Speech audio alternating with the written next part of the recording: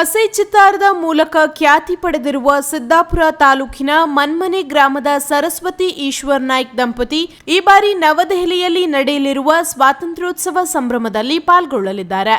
ಈ ಸಂಬಂಧ ರಾಷ್ಟ್ರಪತಿ ಭವನದಿಂದ ಆಮಂತ್ರಣ ಕಳುಹಿಸಲಾಗಿದ್ದು, ದಂಪತಿಗೆ ಅಧಿಕಾರಿಗಳು ಆಮಂತ್ರಣ ಪತ್ರಿಕೆ ನೀಡಿದ್ದಾರೆ.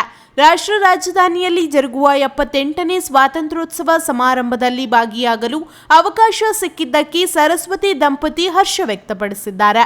ಸರಸ್ವತಿ ಈಶ್ವರ್ ನಾಯ್ಕ್ ಮನ್ಮನೆ ಸಂಜೀವಿನಿ ಒಕ್ಕೂಟದ ಹಸುವಂತೆ ಗ್ರಾಮದ ಸ್ತ್ರೀಶಕ್ತಿ ಸಂಘದ ಅಧ್ಯಕ್ಷರಾಗಿದ್ದಾರೆ. ಸಂಜೀವಿನಿ ಯೋಜನೆಯಡಿ ನಡೆಯುವ ಮೇಳಗಳಲ್ಲಿ ಪಾಲ್ಗೊಂಡು ಚಿತ್ತಾರ ಕಲೆಯನ್ನು ಸರಸ್ವತಿ ದಂಪತಿ ಇಡೀ ರಾಷ್ಟ್ರಕ್ಕೆ ಪರಿಚಯಿಸಿದ್ದರು. ಈಡಿಗ ಸಮುದಾಯದ ಮೂಲ ಕಲೆಯಾಗಿ ರಾಷ್ಟ್ರ ಹಾಗೂ ಅಂತಾರಾಷ್ಟ್ರೀಯ ಮಟ್ಟದಲ್ಲಿ ಮನ್ನಣೆ ಗಳಿಸಿರುವ ಹಸೆ ಚಿತ್ತಾರ ಕಲೆಯನ್ನು ತವರು ಮನೆಯಿಂದಲೇ ಕಲಿತ ಸರಸ್ವತಿ ನಾಯ್ಕ್ ಮದುವೆಯಾದ ನಂತರ ತಮ್ಮ ಪತಿ ಪ್ರಸಿದ್ಧ ಕಲಾವಿದರಾದ ಈಶ್ವರ್ ನಾಯ್ಕ್ ಹಸುವಂತೆ ಅವರಿಂದ ಇನ್ನಷ್ಟು ತರಬೇತಿ ಪಡೆದರು.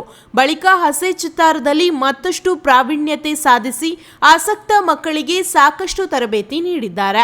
ಮಲೆನಾಡಿನ ದೀವರ ಜನಾಂಗದ ವಿಶೇಷವಾದ ಬೂಮುಣ್ಣಿ ಬುಟ್ಟಿಯನ್ನು ಬಿಡಿಸುವಲ್ಲಿ ಪ್ರಸಿದ್ಧರಾಗಿದ್ದ ಸರಸ್ವತಿ ನಾಯ್ಕ್ ಕ್ರಮೇಣ ಹಸೆ ಚಿತ್ತಾರ ಕಲೆಯ ಮೂಲಕ ಗೋಡೆ ಬರಹ ಮುಂತಾದ ಕಲೆಯಲ್ಲಿ ನೈಪುಣ್ಯತೆ ಸಾಧಿಸಿ ಕರ್ನಾಟಕದ ಪ್ರಮುಖ ಹಸೆ ಚಿತ್ತಾರ ಕಲಾವಿದರಾಗಿ ಗುರುತಿಸಿಕೊಂಡಿದ್ದಾರೆ. ಕರ್ನಾಟಕದಿಂದ 5 ಮಹಿಳಾ ಸಾಧಕಿಯರಿಗೆ ಸಮಾರಂಭದಲ್ಲಿ ಭಾಗವಹಿಸಲು ಅವಕಾಶ ನೀಡಲಾಗಿದ್ದು, ಉತ್ತರ ಕನ್ನಡ ಜಿಲ್ಲೆಯಿಂದ ಸರಸ್ವತಿ ನಾಯ್ಕ್ ಅವರಿಗೆ ಮಹಿಳಾ ಸ್ವಸಹಾಯ ಸಂಘಗಳಿಗೆ ಮಾರ್ಗದರ್ಶನ ನೀಡುವ NRLM ಪ್ರತಿನಿಧಿಯಾಗಿ ಪಾಲ್ಗೊಳ್ಳಲು ಅವಕಾಶ ನೀಡಲಾಗಿದೆ. 2025ರ ಗಣರಾಜ್ಯೋತ್ಸವ ವಿಶೇಷ ಕಾರ್ಯಕ್ರಮದಲ್ಲಿ ಸರಸ್ವತಿ ನಾಯ್ಕ್ ಅವರ ಪತಿ ಈಶ್ವರ್ ನಾಯ್ಕ್ ಅವರಿಗೆ ರಾಷ್ಟ್ರಪತಿ ಭವನದಿಂದ ಆಮಂತ್ರಣ ನೀಡಲಾಗಿತ್ತು.